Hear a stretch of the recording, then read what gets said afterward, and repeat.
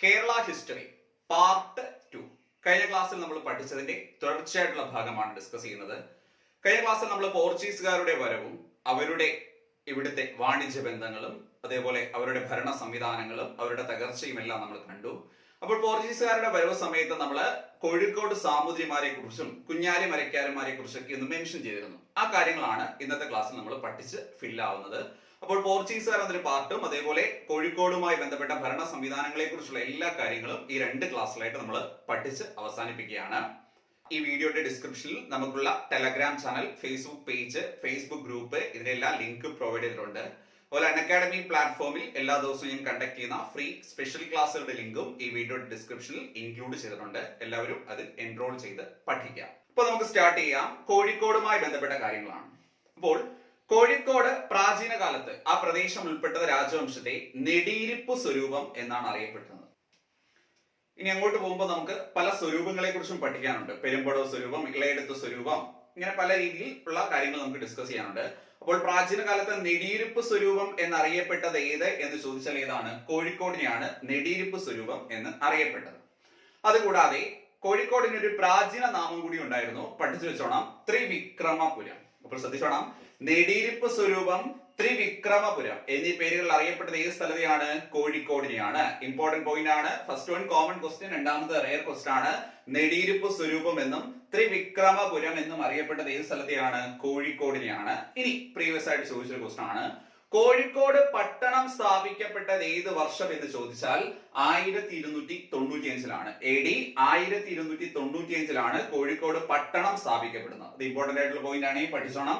കോഴിക്കോട് പട്ടണം സ്ഥാപിക്കപ്പെടുന്ന ഏത് വർഷമാണ്?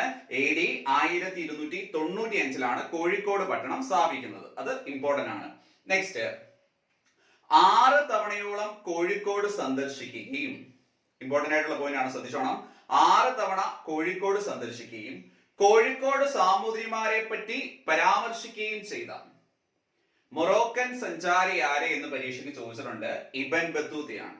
ശ്രദ്ധിച്ചോണം, കോഴിക്കോട് സാമൂതിരിമാരെ കുറിച്ച് വിവരങ്ങൾ വിദേശ രാജ്യങ്ങൾക്ക് നൽകുകയും അല്ലെങ്കിൽ അവിടെ ഇൻട്രൊഡ്യൂസ് ചെയ്യുകയും അല്ലെങ്കിൽ 6 തവണ കോഴിക്കോട് പട്ടണം സന്ദർശിക്കുകയും ചെയ്ത വിദേശ സഞ്ചാരി, മൊറോക്കൻ സഞ്ചാരി ആരെന്ന് ചോദിച്ചാലാണ്? ഇബൻ ബത്തൂത്തയാണ്. രണ്ട് രീതിയിലും ഈ ക്വസ്റ്റ്യൻ ചോദിക്കാറുണ്ട്. 6 തവണ കോഴിക്കോട് പട്ടണം സന്ദർശിച്ച മൊറോക്കൻ സഞ്ചാരി ആര്? പഠിച്ചോണം. 6 തവണ കോഴിക്കോട് പട്ടണം സന്ദർശിച്ച വിദേശ സഞ്ചാരി ആരെ എന്ന് ചോദിച്ചാൽ ആരാണ്? ഇബൻ ബത്തൂത്തയാണ്. കോഴിക്കോട് സാമൂതിരിമാരെ പറ്റി ആദ്യമായി പരാമർശിച്ച വിദേശ സഞ്ചാരി ആര്? അതായത് വിദേശ രാജ്യത്ത് പരാമർശിച്ച എന്ന അർത്ഥത്തിലാണ് പറയുന്നത്. അതുമാരാണ്? ഇബൻ ബത്തൂത്തയാണ്. ഇമ്പോർട്ടന്റ് ആയിട്ടുള്ള പോയിന്റ്. നെക്സ്റ്റ് ശ്രദ്ധിച്ചോണം, ഇമ്പോർട്ടന്റ് ആണ്.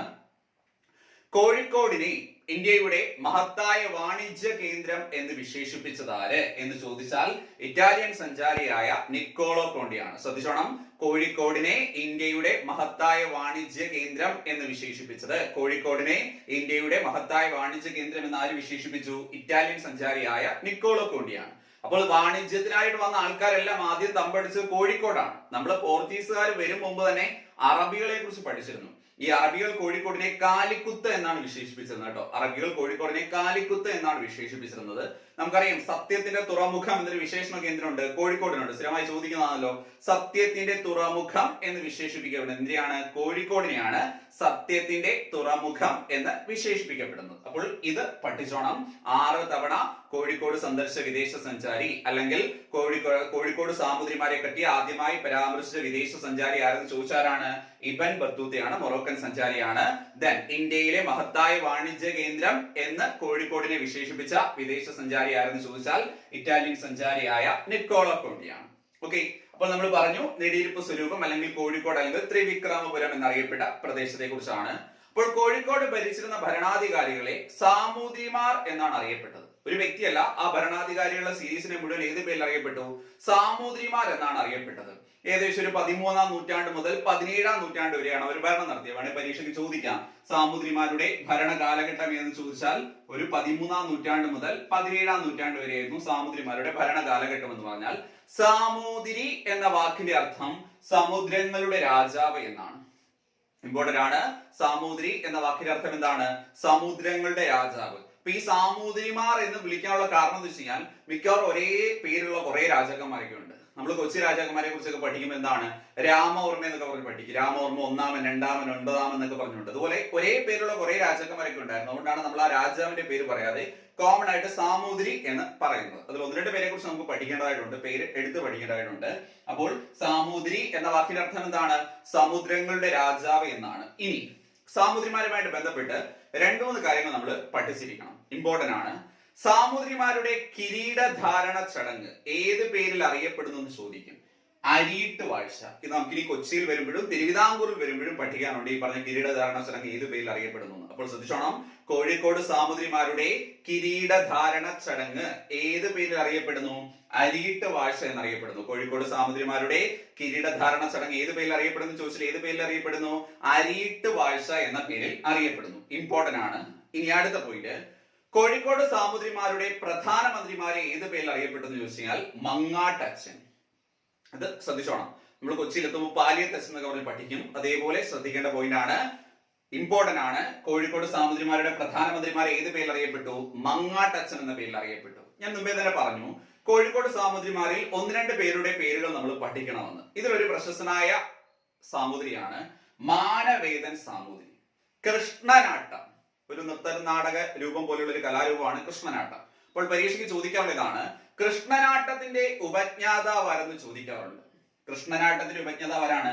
മാനവേദനാണ് കൃഷ്ണനാട്ടത്തിന്റെ ഉപജ്ഞാതാവ്. തിരിഞ്ഞു പോരുത്, കാരണം നമ്മൾ എപ്പോഴും പഠിക്കും രാമനാട്ടം, കഥകളിയുടെ ആദ്യകാല രൂപമായ രാമനാട്ടം ആരാണ്? കൊട്ടാരക്കര തമ്പുരാനാണ്. വീണ്ടും വളരെ ഇമ്പോർട്ടന്റ് ആയിട്ടുള്ള പോയിന്റ്, വീരരായൻ പണം പ്രചാരത്തിലുണ്ടായിരുന്നത് കേരളത്തിലെ ഏത് നാട്ടുരാജ്യവുമായിട്ട് ബന്ധപ്പെട്ടാന്ന് ചോദിച്ചാൽ നെടിയിരുപ്പ് സ്വരൂപമായിട്ട് ബന്ധപ്പെട്ടാണ്. ഇമ്പോർട്ടന്റ് ആണ്. വീരരായൻ പണം, അവിടുത്തെ പണ സമ്പ്രദായത്തിന്റെ പേരാണ് വീരരായൻ പണം. അപ്പോൾ പരീക്ഷയ്ക്ക് ചോദിച്ചിട്ടുണ്ട്, വീരരായൻ പണം പ്രചാരത്തിലുണ്ടായിരുന്നത് ഏത് നാട്ടുരാജ്യമാണ്? ഏതാണ്? കോഴിക്കോട്, അല്ലെങ്കിൽ ഈ പറഞ്ഞ നെടിയിരുപ്പ് സ്വരൂപമായിട്ട് ബന്ധപ്പെട്ടാണ് വീരരായൻ പണം വരുന്നത്.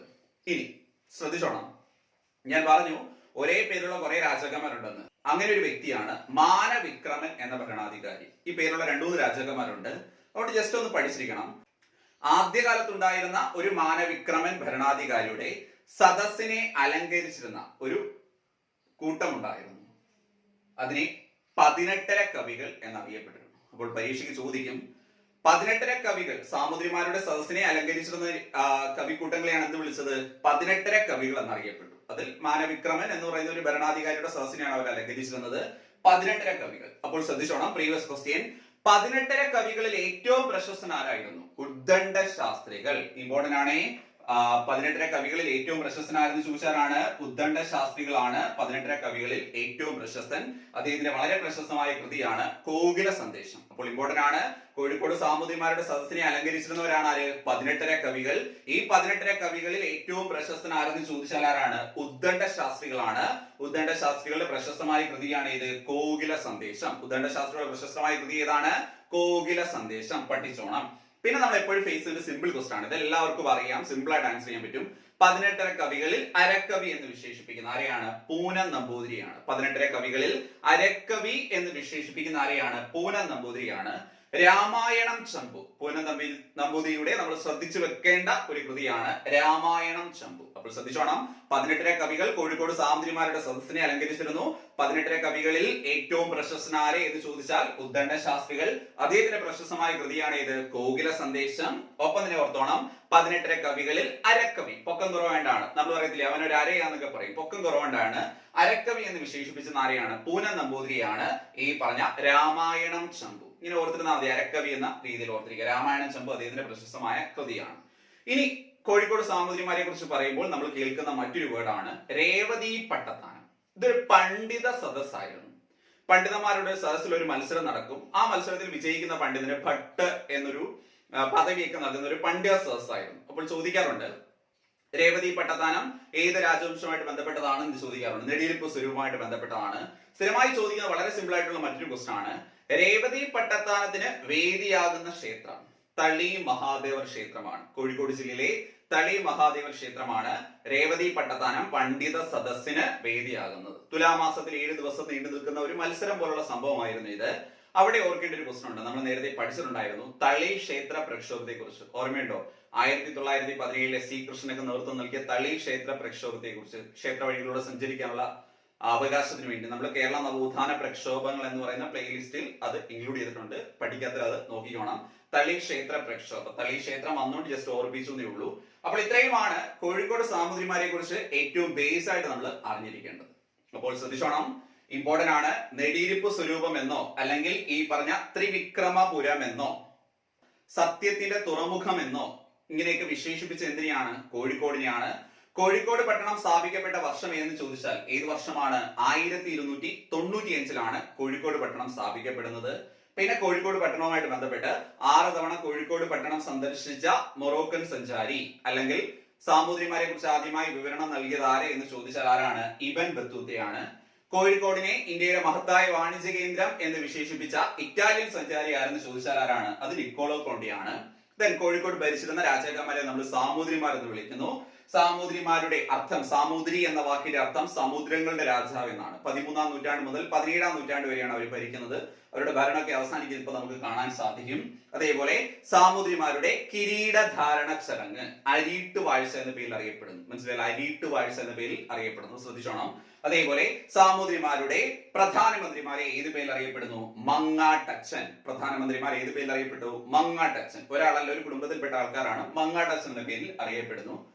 പിന്നെ നമ്മൾ ശ്രദ്ധിക്കേണ്ട ഒരു പോയിന്റ് എന്ന് വെച്ച് കഴിഞ്ഞാൽ കൃഷ്ണനാട്ടവുമായിട്ട് ബന്ധപ്പെട്ടാണ്. കൃഷ്ണനാട്ടത്തിന്റെ ഉപജ്ഞാതാവ് എന്നറിയപ്പെടുന്ന സാമൂതിരിയാണ് ആര്? മാനവേദൻ സാമൂതിരി. അതുപോലെ മാനവിക്രമൻ സാമൂതിരി എന്ന് പറയുന്ന ഒരു ഭരണാധികാരിയുടെ സദസ്സിനെ അലങ്കരിച്ചിരുന്നു 18 കവികൾ. 18 കവികൾ ഏറ്റവും പ്രശസ്തൻ ഉദ്ദണ്ഡ ശാസ്ത്രികളാണ്. അദ്ദേഹത്തിന്റെ പ്രശസ്തമായ കൃതിയാണ് കോകില സന്ദേശം. പിന്നെ എല്ലാവർക്കും അറിയുന്ന സിമ്പിൾ പോയിന്റ് ആണ്, 18 കവികളിൽ അരക്കവി എന്ന് വിശേഷിപ്പിക്കുന്ന ആരെയാണ്? പൂനൻ നമ്പൂതിരിയാണ്. രാമായണം ചമ്പുവാണ് അദ്ദേഹത്തിന്റെ പ്രശസ്തമായ കൃതി. ദെൻ സാമൂതിരിമാരുമായിട്ട് ബന്ധപ്പെട്ടാണ് രേവതി പട്ടത്താനം പണ്ഡിത സദസ്സ്. അത് തളി ക്ഷേത്രത്തിൽ തുലാമാസത്തിൽ നടന്ന ഒരു പണ്ഡിതന്മാരുടെ മത്സരമായിരുന്നു. അത് തളി ക്ഷേത്രം, കോഴിക്കോട് ജില്ലയിലെ തളി ക്ഷേത്രത്തെ ബേസ് ചെയ്താണ്. അപ്പോൾ തളി ക്ഷേത്ര പ്രക്ഷോഭത്തെ കുറിച്ച് അവതരിക്കുക 1917 ക്ലിയർ ആണ് ഇത്രയും. അപ്പോൾ നെടിയിരിപ്പ് സ്വരൂപം എന്ന് പറയുന്ന ആ രാജവംശത്തെ കുറിച്ച് നമുക്കുണ്ടായിരിക്കേണ്ട ഏറ്റവും ബേസ് ആയിട്ടുള്ള അറിവ് ഇത്രയുമാണ്. നമ്മൾ പ്രാചീന കേരള ചരിത്രത്തിലേക്ക് പോയിട്ടില്ല. അതിന് വേറൊരു പാർട്ടിൽ പഠിക്കുമ്പോൾ കുറെ കൂടെ ഡെപ്തിൽ ബാക്കിയുള്ള കാര്യങ്ങളൊക്കെ നമുക്ക് നോക്കേണ്ടി വരും. അപ്പൊ അത്രേ ഉള്ളൂ. അപ്പോൾ കോഴിക്കോട് സാമൂതിരിമാരെ കുറിച്ച് നമ്മൾ പഠിച്ചു. ഇനി നമ്മൾ പോർച്ചുഗീസുകാരുടെ വരവും ചാലിയൻകോട്ട തകർത്തതും ഒക്കെ വെച്ചിട്ട് കുഞ്ഞാലി മരയ്ക്കാർ എന്നൊരു വേർഡ് പലപ്പോഴും പറഞ്ഞുപോയി. കോഴിക്കോട് സാമൂതിരിമാരുടെ നാവികപ്പടയുടെ നായകന്മാരായിരുന്നു ആര്? കുഞ്ഞാലി മരയ്ക്കാർ. അത് ഒരാളായിരുന്നില്ല, 4 പേരാണ് കുഞ്ഞാലി മരയ്ക്കാർ സീരീസിൽ ഉണ്ടായിരുന്നത്. അപ്പോൾ ശ്രദ്ധിച്ചോണെങ്കിൽ 4 പേരെ കുറിച്ച് നമുക്ക് പഠിക്കാനായിട്ടുണ്ട്. അപ്പോൾ ഈ അടുത്തിടയ്ക്കായിട്ട് അവരുടെയൊക്കെ പേരുകൾ ചോദിക്കുന്നുണ്ട്. കുഞ്ഞാലി മരയ്ക്കാർ ഒന്നാമന്റെ യഥാർത്ഥ പേര് കുട്ടി അഹമ്മദ് അലി.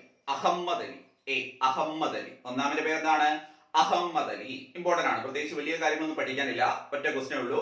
കുഞ്ഞാലി മരയ്ക്കാർ ഒന്നാമന്റെ യഥാർത്ഥ പേരെന്ന് ചോദിച്ചാൽ എന്താണ്? കുട്ടി അഹമ്മദ് അലി എന്നാണ്. കുഞ്ഞാലി മരയ്ക്കാർ ഒന്നാമന്റെ യഥാർത്ഥ പേരെന്താണ്? കുട്ടി അഹമ്മദ് അലി.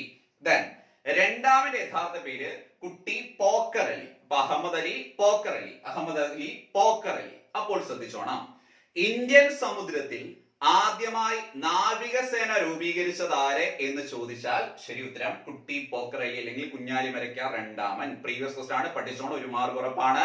ഇന്ത്യൻ സമുദ്രത്തിൽ ആദ്യമായി ഒരു നാവികസേന രൂപീകരിച്ച ആരെന്ന് ചോദിച്ചാൽ ആരാണ്?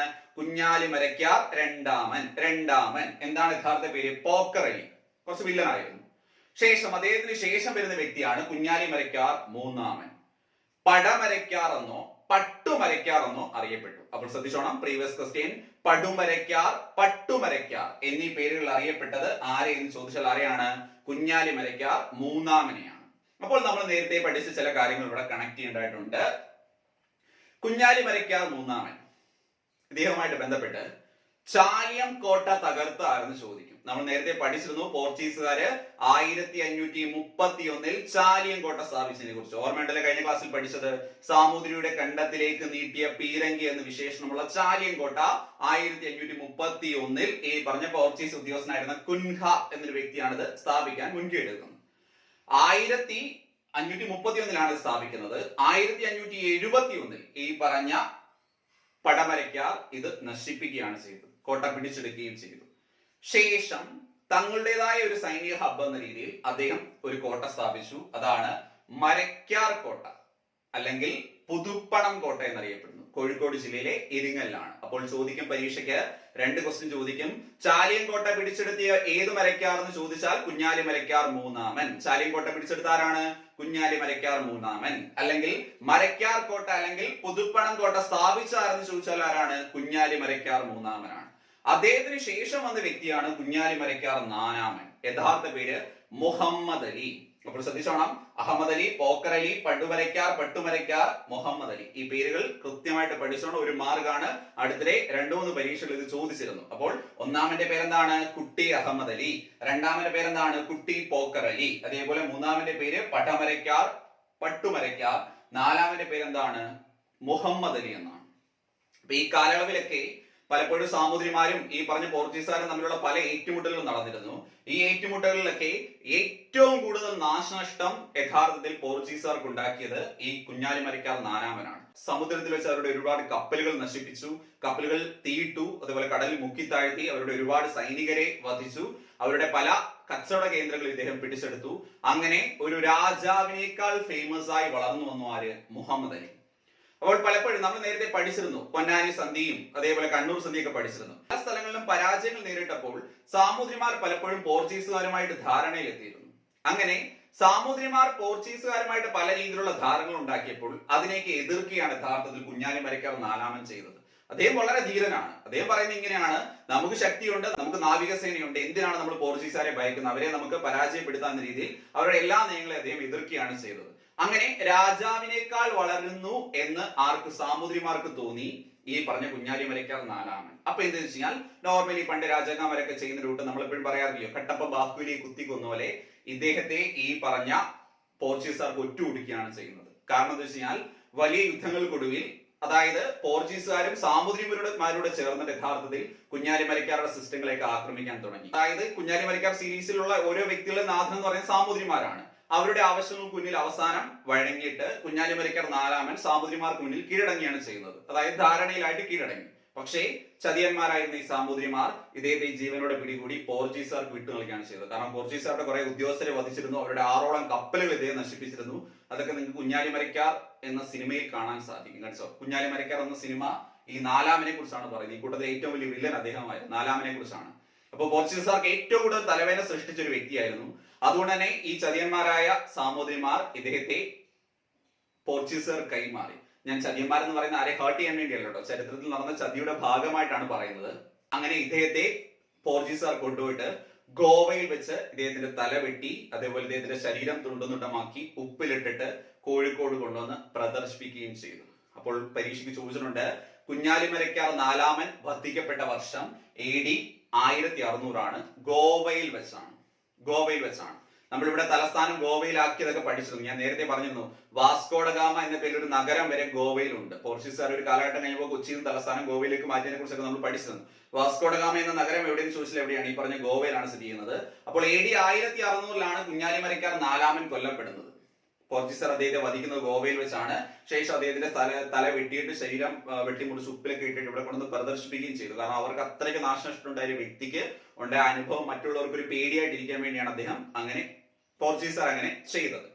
അപ്പോൾ പഠിച്ചോണം, കുഞ്ഞാലി മരക്കാർ, അതായത് ഇന്ത്യക്ക് കൃത്യമായിട്ട് ഒരു നാവികസേന എന്നൊരു കൺസെപ്റ്റ് തന്നെ ആരിൽ നിന്നാണ് ഉണ്ടാകുന്നത്? കുഞ്ഞാലി മരക്കാർമാരിൽ നിന്നാണ് ഉണ്ടാകുന്നത്. കുഞ്ഞാലി മരക്കാർ എന്ന വ്യക്തികളിൽ നിന്നുമാണ് ഉണ്ടാകുന്നത്. അതുകൊണ്ട് തന്നെ INS കുഞ്ഞാലി എന്ന് പറയുന്ന ഇന്ത്യൻ നാവികസേനയുടെ പരിശീലന കേന്ദ്രമുണ്ട്. അത് എവിടെയാണ്? മുംബൈയിലാണ് സ്ഥിതി ചെയ്യുന്നത്. പ്രീവിയസ് ക്വസ്റ്റൻ ആണ്, INS കുഞ്ഞാലി എവിടെയാണ് സ്ഥിതി ചെയ്യുന്നത്? മുംബൈയിൽ. ദെൻ സ്ഥിരമായി ചോദിക്കുന്ന സിമ്പിൾ ക്വസ്റ്റൻ ആണ്, കുഞ്ഞാലി മരക്കാർ സ്മാരകം സ്ഥിതി ചെയ്യുന്ന എവിടെയെന്ന് ചോദിച്ചാൽ ഇരിങ്ങലിലാണ്. കുഞ്ഞാലി മരക്കാർ സ്മാരകം സ്ഥിതി ചെയ്യുന്ന എവിടെയാണ്? ഇരിങ്ങലിലാണ്. അതേപോലെ കുഞ്ഞാലി മരക്കാർമാരോടുള്ള സ്മരണാർത്ഥം നമ്മൾ തപാൽ സ്റ്റാമ്പ് പുറത്തിറക്കിയിരുന്നു 2000. തപാൽ സ്റ്റാമ്പ് പുറത്തിറക്കിയ ഏത് വർഷമാണ്? 2000. അപ്പൊ ഈ കൂട്ടത്തിൽ ഏറ്റവും വലിയ വില്ലൻ എന്ന് പറയുന്നത് ഈ പറഞ്ഞ കുഞ്ഞാലി മരക്കാർ നാലാമനായിരുന്നു. അദ്ദേഹത്തിന്റെ കഥയാണ് ഈ പറഞ്ഞ സിനിമയായിട്ട് വരുന്നത്. നമുക്കത് കാണാൻ പറ്റും. പോർച്ചുഗീസുകാരുടെ കപ്പലുകൾ തകർക്കുന്നതും പോർച്ചുഗീസുകാർക്ക് അദ്ദേഹം ഉണ്ടാക്കുന്ന തലവേദനകളൊക്കെ. അതായത് രാജാവിനേക്കാൾ ഫേമസ് ആയിട്ട് അദ്ദേഹം മാറിയിരുന്നു. അതുകൊണ്ടാണ് രാജാക്കന്മാർക്ക് അത്ര ഇഷ്ടപ്പെടാതെ ഈ പറഞ്ഞ പറയുന്നത് ചതിക്കുന്നത്. അപ്പോൾ ഇത് കൃത്യമായിട്ട് പഠിച്ചോണം. 4 മരക്കാർമാരെ കുറിച്ചും ഇമ്പോർട്ടന്റ് ആയിട്ടുള്ള പോയിന്റുകളാണ് പരീക്ഷയ്ക്ക് ചോദിക്കാറുള്ളത്. ഒന്നാമന്റെ പേര് ചോദിക്കും, കുട്ടി അഹമ്മദ് അലി. രണ്ടാമൻ കുട്ടി പോക്കർ അലി. അദ്ദേഹത്തെ കുറിച്ച് ഒരു ക്വസ്റ്റ്യൻ കൂടി അഡീഷണൽ ആയിട്ട് ചോദിക്കും. ഇന്ത്യൻ മഹാസമുദ്രത്തിൽ ആദ്യമായിട്ട് അല്ലെങ്കിൽ ഇന്ത്യൻ സമുദ്രത്തിൽ ആദ്യമായിട്ട് ഒരു നാവികസേന രൂപീകരിച്ച ആരെന്ന് ചോദിച്ചാൽ കുട്ടി പോക്കർ അലിയാണ്. പടമരക്കാർ എന്നും പട്ടുമരിക്കാർ എന്നും അറിയപ്പെടുന്ന ആരെയെന്ന് മൂന്നാമത് ചോദിക്കും. അത് മൂന്നാമനെയാണ്. അദ്ദേഹമാണ് ചാലിയൻകോട്ട തകർക്കുന്നതും മരക്കാർ കോട്ട പണി കഴിപ്പിക്കുന്നതും. പിന്നെ ഇതിൽ ഏറ്റവും വലിയ വില്ലൻ എന്ന് പറയുന്ന ആരായിരുന്നു? കുഞ്ഞാലി മരക്കാർ നാലാമൻ മുഹമ്മദ് അലി. അതുകൊണ്ട് തന്നെ അദ്ദേഹത്തെ ഇപ്പൊ കണ്ടില്ലോ, ആ മലയാള സിനിമയുടെ പേര് തന്നെയാണ് ഇതാണ്, Marakkar lion of Arabian sea എന്നാണ്, അറബിക്കടലിലെ സിംഹം എന്നാണ്. അപ്പൊ അദ്ദേഹത്തിന്റെ ഒരു വിശേഷണം ഉണ്ടായിരുന്നു, സമുദ്രങ്ങളുടെ അധിപൻ അല്ലെങ്കിൽ മുസ്ലിങ്ങളുടെ രാജാവ് എന്ന് വിശേഷിപ്പിക്കപ്പെട്ടത് ഏത് കുഞ്ഞാലി മരക്കാരെയാണെന്ന് ചോദിച്ചാൽ കുഞ്ഞാലി മരക്കാർ നാലാമനെയാണ്. അറബിക്കടലിലെ സിംഹം എന്നോ സമുദ്രങ്ങളുടെ അധിപൻ എന്നോ അല്ലെങ്കിൽ മുസ്ലിങ്ങളുടെ രാജാവെന്നോ വിശേഷിപ്പിക്കപ്പെട്ടത് ആരെയെന്ന് ചോദിച്ചാൽ ആരെയാണ്? കുഞ്ഞാലി മരക്കാർ നാലാമൻ മുഹമ്മദ് അലിയാണ് സമുദ്രങ്ങളുടെ അധിപൻ, മുസ്ലിങ്ങളുടെ രാജാവ് അല്ലെങ്കിൽ അറബിക്കടലിലെ സിംഹം എന്നൊക്കെ വിശേഷിപ്പിക്കപ്പെട്ടത്. അദ്ദേഹവുമായിട്ട് ബന്ധപ്പെട്ട് അദ്ദേഹത്തെ പോർച്ചുഗീസുകാർ വധിച്ചത് ഏത് വർഷം എന്ന എക്സാമിന് മുൻപ് ചോദിച്ചിട്ടുണ്ട്. AD 1600 ഗോവയിൽ വെച്ചാണ് അദ്ദേഹം വധിക്കപ്പെടുന്നത്. അപ്പോൾ ഇത്രയാകുമ്പോൾ കഴിഞ്ഞ ദിവസം നമ്മൾ പഠിച്ചതുമായിട്ട് ബന്ധപ്പെട്ട എല്ലാ കാര്യങ്ങളും ഫില്ല് ചെയ്യപ്പെടുകയാണ്. ഇനി നമുക്ക് സാമൂതിരിമാരെ കുറിച്ച് പറയുമ്പോൾ ഒഴിവാക്കാൻ പറ്റാത്തൊരു സംഭവമുണ്ട്, മാമാങ്കം. അതുകൂടിയുള്ളൂ പഠിക്കാൻ. എന്താണ് മാമാങ്കം? പെട്ടെന്ന് നമ്മുടെ മനസ്സിലേക്ക് വരുന്നത് യുദ്ധം അല്ലെങ്കിൽ ഏറ്റുമുട്ടൽ എന്ന രീതിയിലേക്കാണ്. യഥാർത്ഥത്തിൽ ഇതൊരു കാർഷിക ഉത്സവമായിരുന്നു. കാർഷിക വസ്തുക്കളുടെ വിപണനവും പ്രദർശനവും ആയോധന കലകളുടെ പ്രദർശനവും ഇങ്ങനെ നിലനിൽക്കുന്ന ഒരു കാർഷിക ഉത്സവമായിരുന്നു മാമാങ്കം എന്ന് പറയുന്നത്. അപ്പോൾ ശ്രദ്ധിച്ചോണം, മാമാങ്കത്തിന് തുടക്കം കുറിച്ചത് ആരെ എന്ന് ചോദിച്ചാൽ പെട്ടെന്ന് എല്ലാവരും സാമൂതിരിമാർ എന്നൊക്കെ എഴുതി വെക്കും. ശരി ഉത്തരം ചേര രാജാക്കന്മാരാണ്, ചേര വംശത്തിലാണ്. നമുക്ക് പഠിക്കാനുണ്ട് രണ്ടാം ചേര സാമ്രാജ്യത്തെ കുറിച്ചൊക്കെ. അപ്പൊ നമുക്ക് വളരെ ഡീറ്റെയിൽ ആയിട്ട് മനസ്സിലാവും. ജസ്റ്റ് ഇവിടെ ഓർത്തിരുന്നാൽ മതി, മാമാങ്കത്തിന് തുടക്കം കുറിച്ച് ആരെന്ന് ചോദിച്ചാലാണ് ചേര രാജവംശമാണ് അല്ലെങ്കിൽ ചേര രാജാക്കന്മാരാണ് മാമാങ്കത്തിന് തുടക്കം കുറിക്കുന്നത്. ഇതൊരു കാർഷിക ഉത്സവം എന്ന രീതിയിലാണ് ആരംഭിക്കുന്നത്. അപ്പൊ എല്ലാവർക്കും അറിയാം, ആദ്യ മാമാങ്കം സ്റ്റാർട്ട് ചെയ്ത് ഏത് വർഷം? AD 829. ആദ്യ മാമാങ്കം ഏത് വർഷമാണ്? AD 829. ഇനി ശ്രദ്ധിച്ചോണം, മാമാങ്കം നടക്കുന്ന അല്ലെങ്കിൽ ആരംഭിക്കുന്ന മാസം എന്ന് ചോദിക്കും. മാഘമാസമാണ്. ശകവർഷ കലണ്ടറിലെ മാഘമാസത്തിലെ മകം നാളിലാണ് ഇത് ആരംഭിക്കുന്നത്. അങ്ങനെ ഈ മാഘമകം എന്നുള്ളത് ലോപിച്ചാണ് എന്ത് പേര് കിട്ടുന്നത്? മാമാങ്കം എന്ന പേര് ലഭിക്കുന്നത്. അപ്പോൾ ശ്രദ്ധിച്ചോണം, ഇമ്പോർട്ടന്റ് ആണ്. ആദ്യ മാമാങ്കം ഏത് വർഷമാണ്? എല്ലാവർക്കും അറിയാം, AD 829. മാമാങ്കം ആരംഭിക്കുന്ന മാസം ഏത് എന്ന് ചോദിച്ചാൽ ഏതാണ്? മാഘമാസമാണ്. മാഘമാസത്തിലെ മകന്നാളിലാണ് ഇത് ആരംഭിക്കുന്നത്. അങ്ങനെ മാഘമകം എന്നുള്ള ലോപിച്ചാണ് മാമാങ്കം. ഇനി ശ്രദ്ധിച്ചോണം, മാമാങ്കം എല്ലാവർക്കും അറിയാം 12 വർഷം കൂടുമ്പോഴാണ് നടക്കുന്നത്.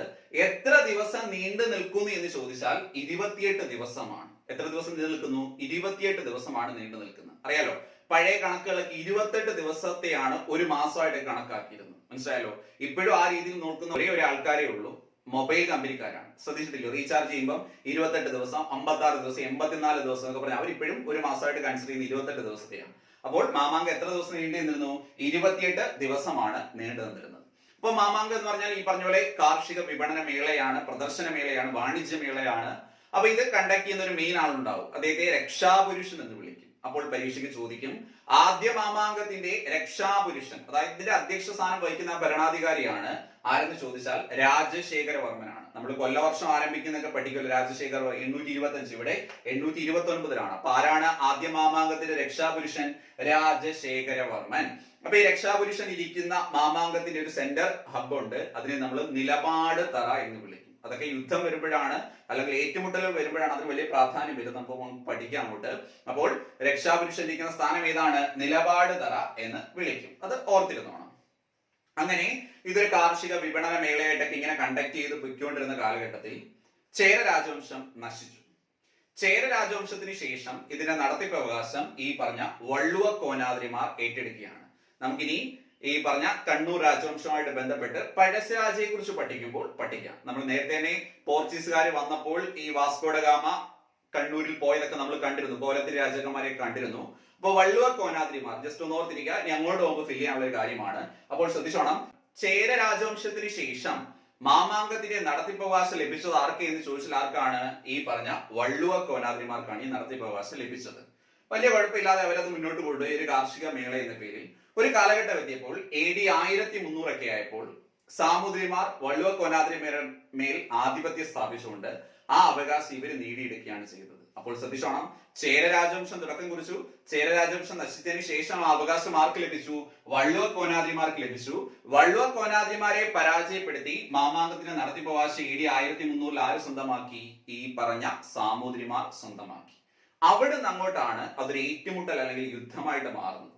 കാരണം അതുവരെ കാർഷിക മേളയായിട്ട് നടന്നുകൊണ്ടിരുന്ന മാമാങ്കത്തിലേക്ക് ചാവേറുകളെ അയക്കാൻ തുടങ്ങി വള്ളുവ കോനാദ്രിമാർ. അപ്പോൾ ഇമ്പോർട്ടന്റ് ആണ്, ശ്രദ്ധിച്ചോണം, സ്ഥിരമായി ചോദിക്കുന്ന ക്വസ്റ്റ്യൻ ആണ്.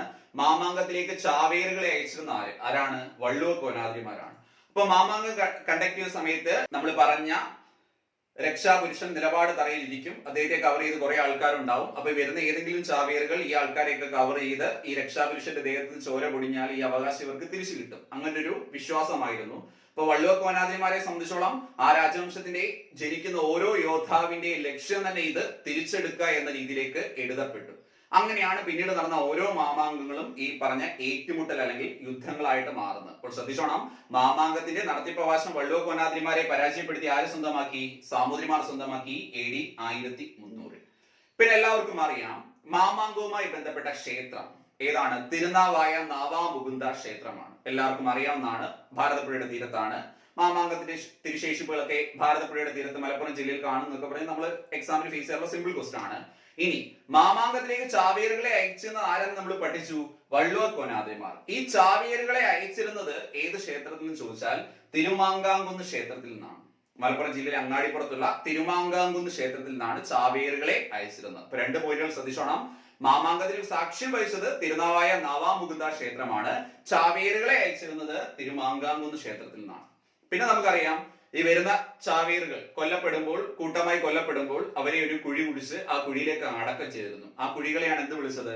മണിക്കിണർ എന്ന് വിളിച്ചത്. നമ്മൾ എപ്പോഴും ഫേസ് ചെയ്യുന്ന ക്വസ്റ്റൻ ആണ്. മാമാങ്കത്തിൽ കൊല്ലപ്പെടുന്ന ചാവേറുകളെ അടക്കം ചെയ്ത സ്ഥലം ഏതാണ്? മണിക്കിണർ എന്നറിയപ്പെട്ടു. സിമ്പിൾ ക്വസ്റ്റൻ ആണ്, എല്ലാവർക്കും അറിയാവുന്നതാണ്. അങ്ങനെ മുന്നോട്ട് പോയി അവസാന മാമാങ്കം കണ്ടക്ട് ചെയ്യപ്പെട്ടു AD 1755. ഇപ്പൊ മാമാങ്കം അവസാനിക്കാനുള്ള കാരണം നമ്മുടെ നെക്സ്റ്റ് കഥയുടെ തുടക്കമാണ്. മനസ്സിലായി? ഇനി നമ്മൾ അങ്ങോട്ട് പോകുന്ന വേറൊരു പാർട്ടിന്റെ തുടക്കമാണ് മാമാങ്കം അവസാനിക്കാനുള്ള കാരണം. അപ്പോൾ അവസാന മാമാങ്കം ഏത് വർഷം ചോദിച്ചാൽ 1755 അവസാന മാമാങ്കത്തിന്റെ രക്ഷാപുരുഷൻ ആരെന്ന് ചോദിച്ചാൽ മാനവിക്രമൻ സാമൂതിരിയാണ്. സംശയം തോന്നരുത്, നേരത്തെ നമ്മൾ മാനവിക്രമനെ കണ്ടിരുന്നു. അപ്പൊ ഞാൻ പറഞ്ഞിരുന്നു, മാനവിക്രമൻ എന്ന പേരുള്ള പല രാജാക്കന്മാരുണ്ട്, പല നാൾ വെച്ചതാണ്. ഇദ്ദേഹം ഒരു ഭരണി തിരുനാൾ മാനവിക്രമൻ എന്നാണ്. പരീക്ഷയ്ക്ക് അത്ര ഡെപ്തിലൊന്നും ചോദിക്കാറില്ല. അവസാന മാമാങ്കത്തിന് രക്ഷാപുരുഷൻ ആരെന്ന് ചോദിക്കും, മാനവിക്രമൻ സാമൂതിരിയാണ്. അപ്പോൾ ആദ്യ മാമാങ്കത്തിലെ രക്ഷാപുരുഷൻ രാജശേഖരവർമ്മൻ AD 829. അവസാന മാമാങ്കം AD 1755 ആരാണ്? മാനവിക്രമൻ സാമൂതിരിയാണ്. ഇനി ഒരു മാമാങ്കം നടക്കേണ്ടിയിരുന്നത് 1767. അപ്പൊ ഈ കാലയളവിൽ 1766 ഹൈദരലി മലബാർ ആക്രമിച്ചിട്ട് കോഴിക്കോട് സാമൂതിരിമാരൊക്കെ അവിടുന്ന് ജീവനം കൊണ്ട് ഓടി കൊച്ചിയിലും പിന്നീട് വന്ന് തിരുവിതാംകൂറിലൊക്കെ അഭയം തേടുന്നത്. അതുകൊണ്ടാണ് മാമാങ്കം അവസാനിക്കുന്നത്. അപ്പോൾ പരീക്ഷയ്ക്ക് ചോദിക്കാറുണ്ട്, മാമാങ്കം അവസാനിക്കാനുള്ള കാരണം എന്ത് എന്ന് ചോദിച്ചാൽ എന്താണ് ശരി ഉത്തരം? ഹൈദരലിയുടെ മലബാർ ആക്രമണമാണ്. മാമാങ്കം അവസാനിക്കാനുള്ള കാരണം എന്താണ്? ഹൈദരലിയുടെ മലബാർ ആക്രമണം. അപ്പോൾ പരീക്ഷയ്ക്ക് ചോദിച്ച മറ്റൊരു ക്വസ്റ്റൻ ആണ്, കോഴിക്കോട് സാമൂതിരിമാരുടെ ഭരണം അവസാനിച്ചത് ഏത് വർഷമാണെന്ന്. ഇമ്പോർട്ടന്റ് ആണ്. 1766. ഇത് പ്രീവിയസ് ആയിട്ട് പരീക്ഷയ്ക്ക് ചോദിച്ചുള്ള ക്വസ്റ്റൻ ആണ്. കോഴിക്കോട് സാമൂതിരിമാരുടെ ഭരണം അവസാനിച്ചത് AD 1766. സാമൂതിരിമാരൊക്കെ അവിടുന്ന് ജീവനം കൊണ്ട് ഓടിയാണ് ഹൈദരലിയെ പേടിച്ചിട്ട്. പിന്നെ ഇതിന്റെ ഒരു റീക്രിയേഷൻ എന്ന പേരിൽ നമ്മുടെ സാംസ്കാരിക വകുപ്പ് 1999 മാമാങ്കം ഒന്നുകൂടെ റീക്രിയേറ്റ് ചെയ്തിരുന്നു. ആധുനിക മാമാങ്കം എന്ന പേരിൽ. നേരത്തെ പരീക്ഷയ്ക്ക് ചോദിച്ചിട്ടുണ്ട്, ആധുനിക മാമാങ്കം നടന്ന ഏത് വർഷം? 1999. ജസ്റ്റ് ഒന്ന് റീക്രിയേറ്റ് ചെയ്താണ്. ഇനി 2 പോയിന്റുകൾ റയർ ആണ്, ശ്രദ്ധിച്ചോണം. മാമാങ്കത്തെ കുറിച്ച് വിവരണം നൽകിയ പോർച്ചുഗീസ് സഞ്ചാരി ആര് എന്ന് ചോദിച്ചാൽ ബാർബോസ. ഇമ്പോർട്ടന്റ് ആണ്. മാമാങ്കത്തെ കുറിച്ച് വിവരണം നൽകിയ പോർച്ചുഗീസ് സഞ്ചാരി ആര് എന്ന് ചോദിച്ചാൽ ആരാണ്? ബാർബോസയാണ്. അത് ഇമ്പോർട്ടന്റ് ആണ്. അതേപോലെ മാമാങ്കം കിളിപ്പാട്ട് എന്നൊരു കൃതിയുണ്ട്. ഇത് രചിച്ചതാരെന്ന് ചോദിച്ചാൽ കാടാഞ്ചേരി നമ്പൂതിരിയാണ്. മാമാങ്കം കിളിപ്പാട്ട് രചിച്ചതാരെന്ന് ചോദിച്ചാലാണ്? കാടാഞ്ചേരി നമ്പൂതിരിയാണ് മാമാങ്കം കിളിപ്പാട്ട് രചിക്കുന്നത്. ഇപ്പോൾ ശ്രദ്ധിച്ചോണം, വളരെ ഇമ്പോർട്ടന്റ് ആയിട്ടുള്ള 2 പോയിന്റുകളാണ് പറഞ്ഞത്. ഒന്ന്, മാമാങ്കത്തെ കുറിച്ച് വിവരണം നൽകിയ പോർച്ചുഗീസ് സഞ്ചാരി ആരെന്ന് ചോദിച്ചാലാണ്? ബാർബോസ. പഠിക്കുക, ബാർബോസ. അതേപോലെ മാമാങ്കം കിളിപ്പാട്ട് എന്ന കൃതി രചിച്ചതാരാണ്? കാടാഞ്ചേരി നമ്പൂതിരിയാണ്.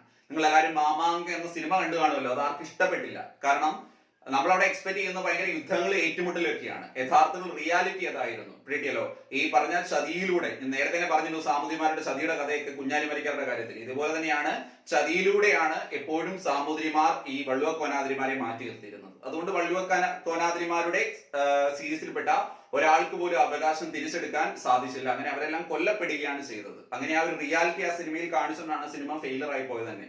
നമുക്കത് അത്ര അക്സെപ്റ്റ് ചെയ്യാൻ പറ്റാതെ പോയത് അതുകൊണ്ടാണ്. അപ്പൊ ഇതാണ് മാമാങ്കത്തിന്റെ ഒരു ഹിസ്റ്ററി എന്ന് പറയുന്നത്. അപ്പോൾ മാമാങ്കത്തിന് തുടക്കം കുറിച്ചത് ചേര രാജവംശമാണ്. ആദ്യ മാമാങ്കം AD 829. ആദ്യ മാമാങ്കത്തിന്റെ രക്ഷാപുരുഷൻ ആരാണ്? രാജശേഖരവർമ്മൻ. മാഘമാസത്തിൽ ആരംഭിക്കുന്നു, 12 വർഷത്തിലൊരിക്കൽ നടക്കുന്നു, 28 ദിവസം നീണ്ടു നിൽക്കുന്നു. ഇതൊക്കെ എല്ലാവർക്കും അറിയാവുന്ന പോയിന്റ് ആണ്. രക്ഷാപുരുഷൻ ഇരിക്കുന്ന സ്ഥാനം നിലപാട് തറ. അതേപോലെ ചേര രാജവംശത്തിന് ശേഷം അതിന്റെ നടത്തിപ്പവകാശം ലഭിച്ചത് വള്ളുവ കോനാതിരിമാർ. വള്ളുവ കോനാതിരിമാരെ പരാജയപ്പെടുത്തിയ അവകാശം സാമൂതിരിമാർ സ്വന്തമാക്കി AD 1300. മാമാങ്കത്തിന് വേദിയായ ക്ഷേത്രം തിരുനാവായ നാവാമുകുന്ദ ക്ഷേത്രം മലപ്പുറം ജില്ലയിലാണ്. ദെൻ മാമാങ്കത്തിലേക്ക് ചാവേറുകളെ അയച്ചിരുന്നത് വള്ളുവ കോനാതിരിമാരാണ്. ചാവേറുകളെ അയച്ചിരുന്നത് തിരുമാങ്കാംകുന്ന് ക്ഷേത്രത്തിൽ നിന്നാണ്. കൊല്ലപ്പെടുന്ന ചാവേറുകളെ കൂട്ടമായി അടക്കം ചെയ്ത സ്ഥലം മണിക്കിണറാണ്. ദെൻ അവസാന മാമാങ്കം AD 1755. അവസാന മാമാങ്കത്തിന്റെ രക്ഷാപുരുഷൻ മാനവിക്രമൻ സാമൂതിരിയാണ്.